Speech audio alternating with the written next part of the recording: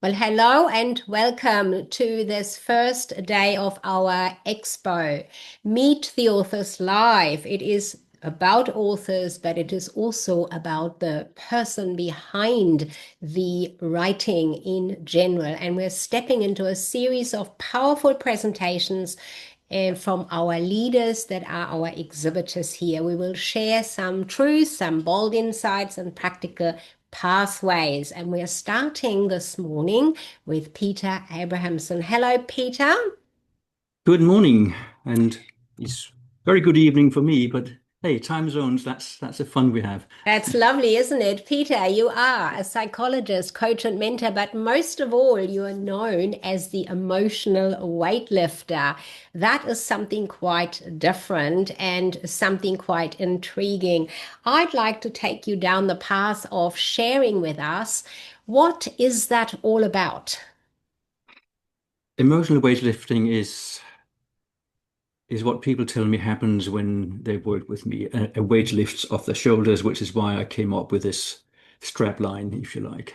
It is about dealing with what's in front of you. The person has something that they want to change, improve, and that's what we do. And it's not always clear that, I don't know anyone who only does pure this, that, or the other. So Mm. pure therapy, pure coaching, or pure mentoring.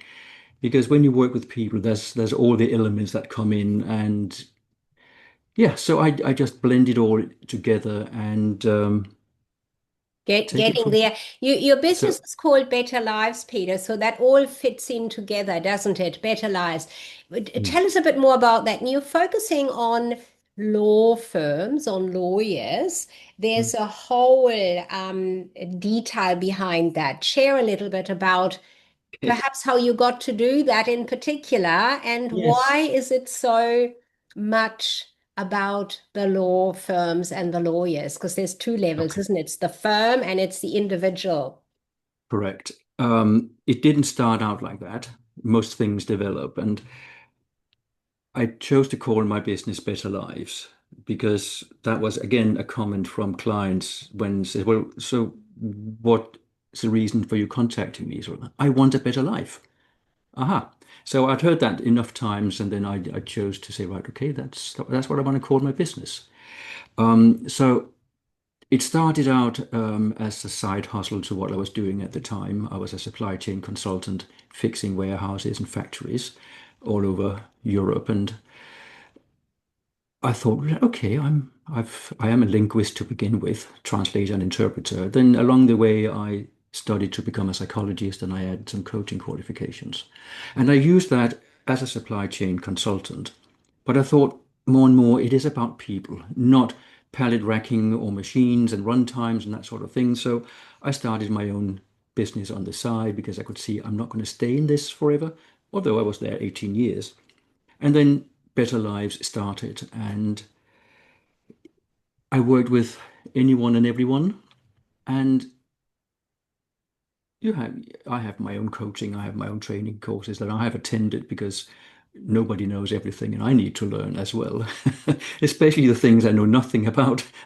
So I realized I can't be all things to all people, and I chose the legal profession for a couple of reasons. One is, of course, there is a huge mental health issue globally, across the world, globally, in the legal profession. And also, I wanted to become a lawyer myself a couple of times in my life.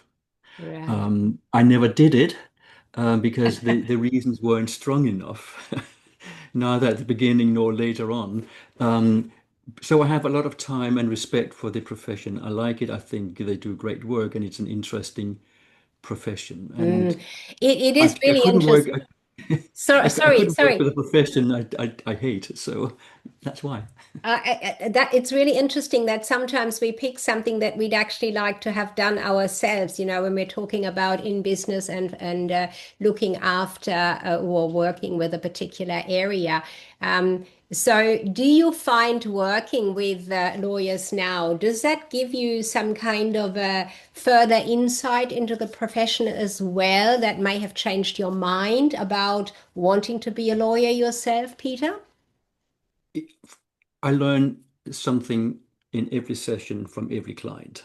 So obviously I get more insight. It hasn't changed my view of me becoming a lawyer. I don't want to.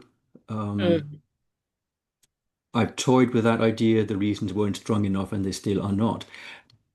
But that doesn't mean I can't admire what they do mm, and mm. find it interesting, what's going on. But I learn something all the time. I learn something from the post I engage with on LinkedIn, and then people engage with mine. And of course, when we have the conversations, the clients and I get challenged. I like being challenged because that's how we generate the ideas and the answers. Because I don't Yeah. have all the answers. I'm not supposed to. I'm supposed to have the good questions, but not all the answers. That's exactly right. Asking the questions and getting the answers, we always learn when we do so. I'm, learning with speaking with you each time.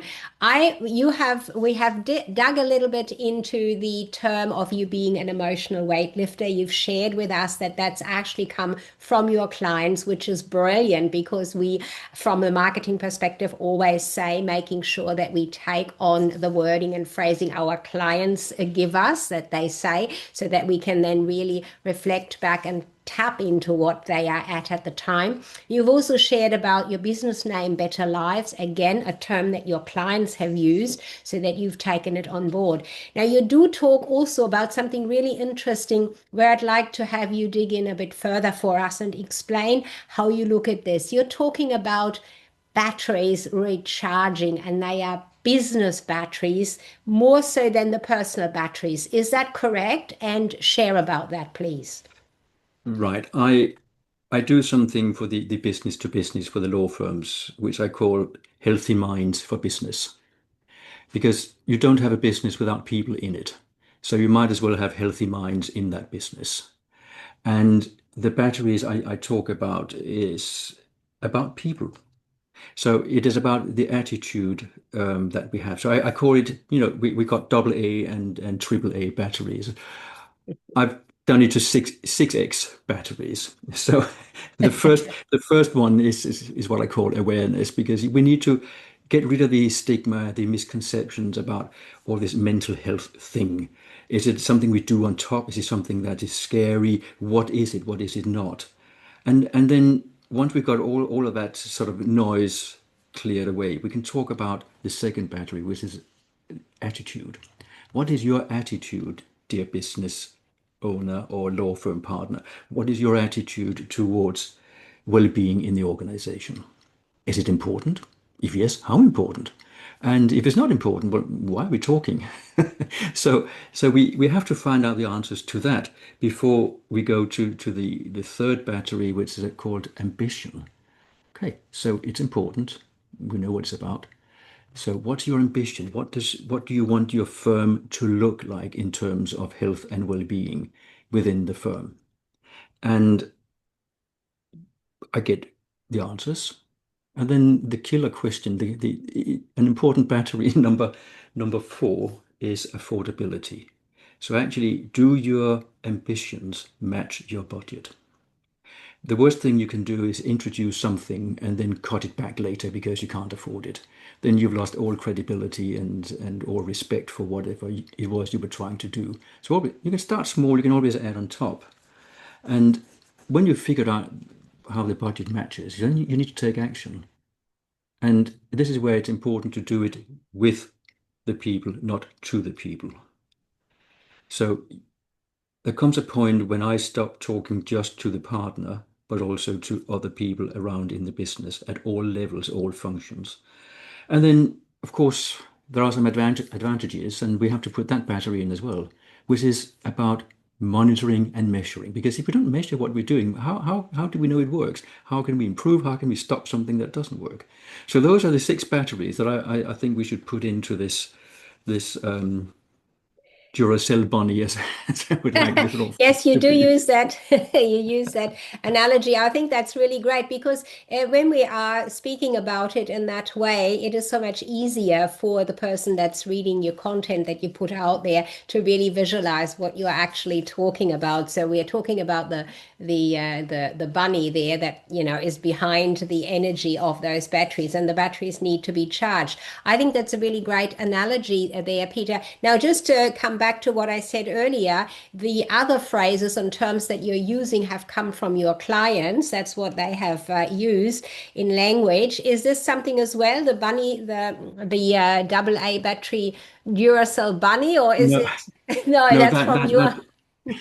that is my own brainwave one day. That's from your side of it. Now Yeah. let's conclude touching on the book that you've written, Break Through the Emotional Brick Wall. I mean, that is totally in line with everything that you have shared so far, and of Mm. course in line with your business. You're not necessarily putting it out into the front of what you do and talk about and work with, but it is an important component of your business, breaking through that emotional brick wall. You've already touched a bit on, the mental health component. There is a lot around that mental health with lawyers. Give us 1 point or 2 points why that is so for lawyers. Why is that mental health so dented? Because it's steeped in tradition where generations before the ones we have now have learned that you have to be hard-nosed, it has to be precise, it has to be this and that, and there's a hierarchy of power. And it's a very traditional way of looking at how we treat each other. And it is a power thing. It's very hierarchical. And a lot of law firms have stepped away from that and are absolutely focusing on making people thrive rather than just perform and knocking them back and knocking them back. But it starts already at law school, where they sit there in big auditorium and someone stands up and says, right, okay, look around you. These will be your competitors. So be tough. And some are being told, you'll never pass this exam. Don't worry. So they're being told from a very early age in university that this is a hard profession, where those that I speak with are thinking, what all I want to do is work with people. My clients are people. I want to come up with creative solutions for their problems. Mm. Exactly what I do. Yeah. I just don't have a legal angle. So there's a mismatch between the the image of this slick and posh and high earning lawyer and the human beings which are actually behind the scenes. And there's this macho image that actually we have to work our juniors to near death, long hours and all weekends, and you have to be on all the time. But it's not necessary, but it's the image, it's what they have learned. And And that's what it, I'm trying to break down. Yeah, and they've obviously been put onto that path of thinking, as you say, that they're already been told that, so they're virtually chiseled into thinking that that's the only way and that's the way. Very interesting, Peter. Thank you so much, Peter Abrahamsen, psychologist, coach, and mentor. Most of all, emotional weightlifter, and his business name says it all. Better lives, achieving, creating better lives through the help that you have. So make sure you visit Peter's Expo booth at this particular Expo to gain more insights, download his brochures, his papers, and see what his offers are for this particular Expo. He is offering you a very special session with him to lift that weight of your shoulders, off your mind. Thank you, Peter. My pleasure. Thank you very much.